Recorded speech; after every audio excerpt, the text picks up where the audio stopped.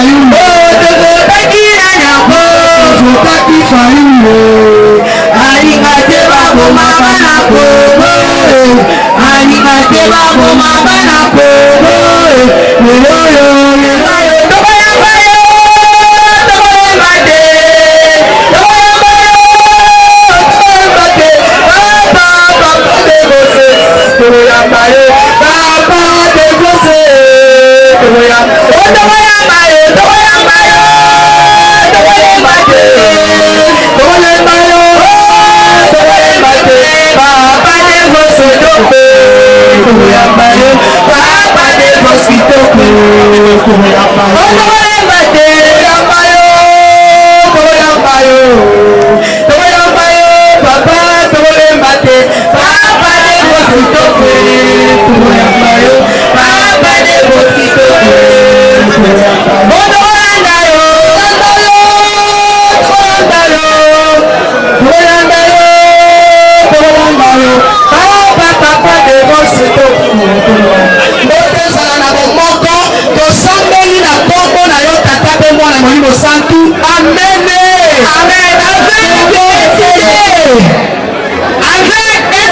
Pour la dignité du peuple congolais, Avec FID, pour un Congo fort et prospère.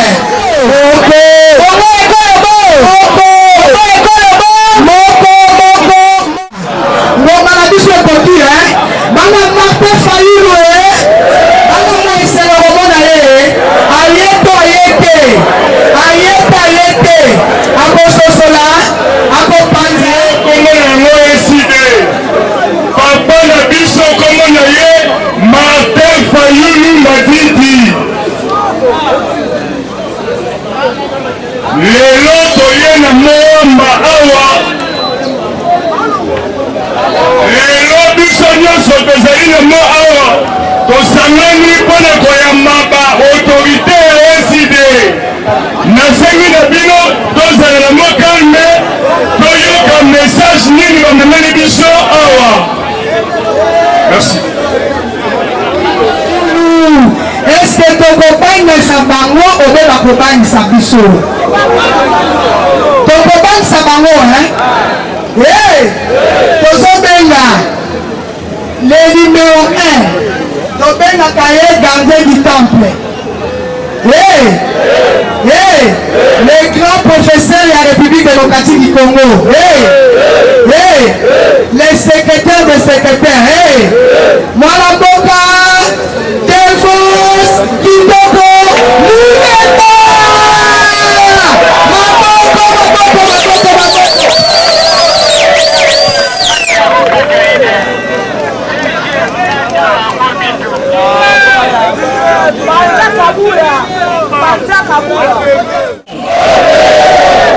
Nasepeli ndenge boye na pokwa ya lelo pour que tosolola makambo ya mboka. Tobandaki tourner na biso ya sensibilisation toyebisi bastructure na biso à la base to préparer peuple.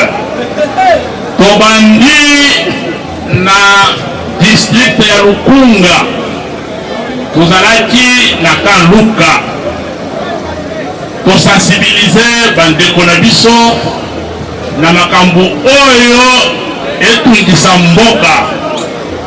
Après tokei na district ya Kiambu na Mokali na terrain Swabanza tosali sensibilisation.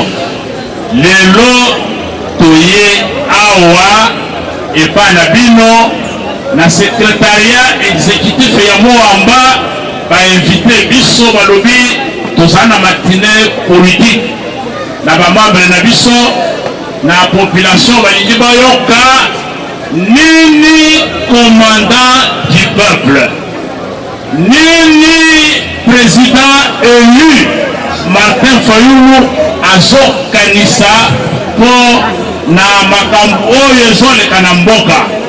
Yango wana bomoni toye awa lelo soki tolongwe awa semaine prochaine ou dans 2 semaines tokende na district ya Funa avant tosilisa Kinshasa tokende na province mosusu. Omoni eloko oyo na simbi est-ce que bomona yango bien? Est-ce que bomona yango bien? Nalingi bandeko nyonso totelema totombola yango likolo bafoto ebima malamu pour que monde entier na biso. Nalingi na présente bandeko oyo tozobunda na bango. Ndenge boyebi tozalaki na centre interdiocésain ya Kinshasa ya Congo na Senko tosali déclaration ya ba force politique et sociale. Bandeko na biso mosusu tokutaki bango déjà na terrain ya sursaut patriotique. Sursaut patriotique. Bazalaki déjà na terrain na président Denis Sanga. Tosangani tolobi il faut tozala moko pour que message ela kamalamu.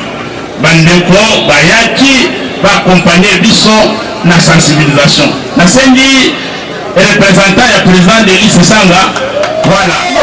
O kasa bana ya SID wa barbamuke.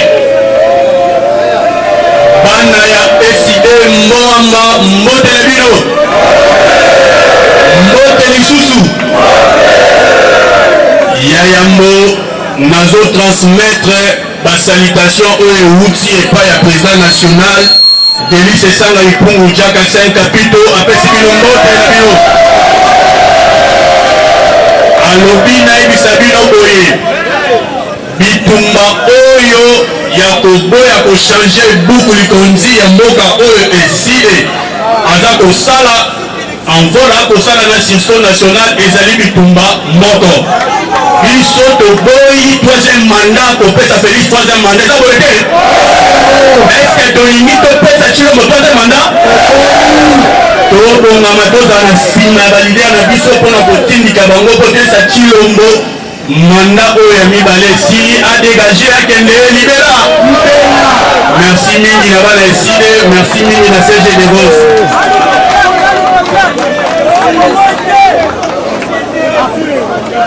Bana Mwamba oye, bana Papa Martin oye, bana Papa de Vos oye.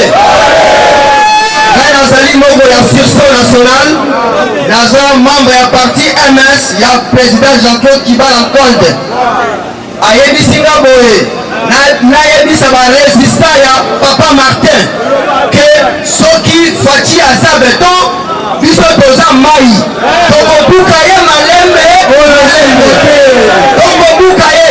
Kasi alobi boye, soki Fachi aza symbole ya unité nationale, kasi tomoni ke eza lokuta aza symbole ya jouissance, aza symbole ya frustration, aza symbole ya vulnérabilité. Yango tolobi boye lukuli konzi akochange yango te, akochange yango te. Alobi ya crime imprescriptible ete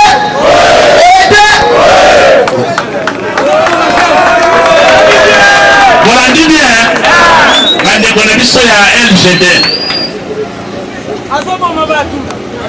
eza crime imprescriptible ete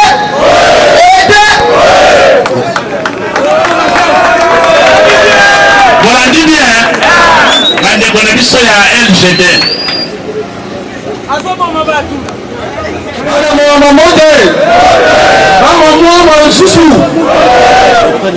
président Matata Ponyo atomeli bino meilleur vœu et joyeux Noël na bino nyonso tu.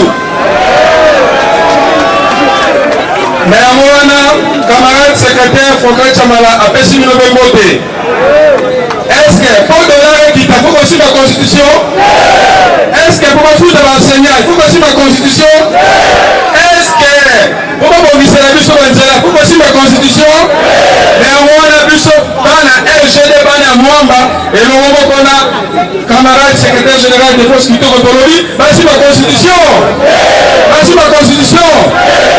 Merci beaucoup. Merci beaucoup. Bana Mwamba mote.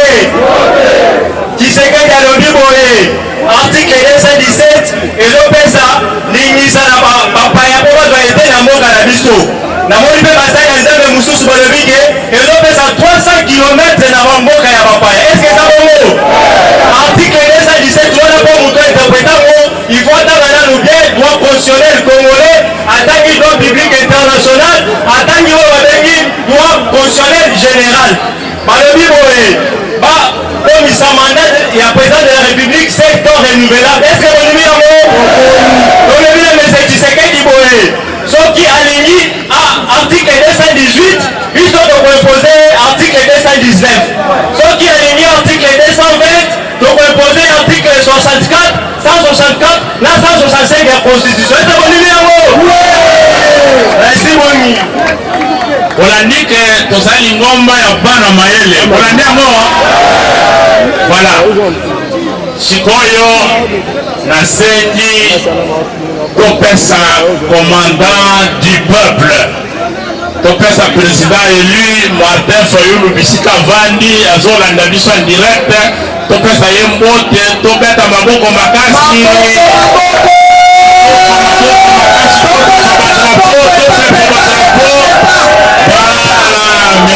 Merci mille. Voilà, chers amis, bande konanga bonandanga bien. Kokamba mboka ezali likambo ya koteka pizza te, koteka ngumba te. Eza likambo ezosenga ozala na mutu ezosala, ozala na bolingo ya mboka, ozala na bolingo ya bana ya Congo. Bandeko mosusu balingi richesse ya Congo me balingi bakongole te.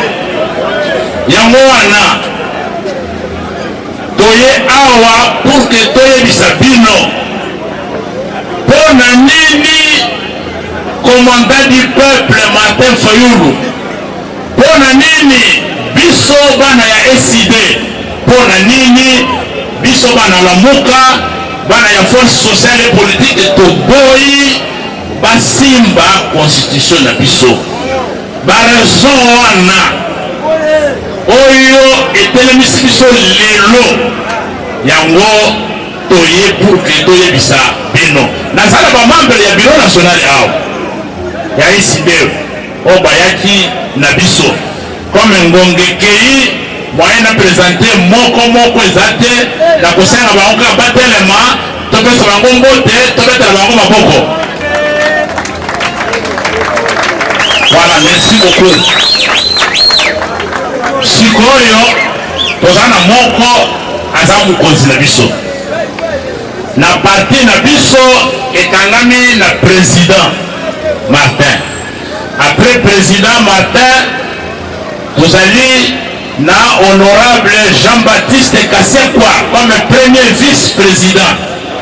Alandi président Martin nayaki na ye lelo ye nde na kopesa maloba aexplike biso mpona nini biso bana ya SID toboyi changement ya constitution, toboyi révision ya constitution.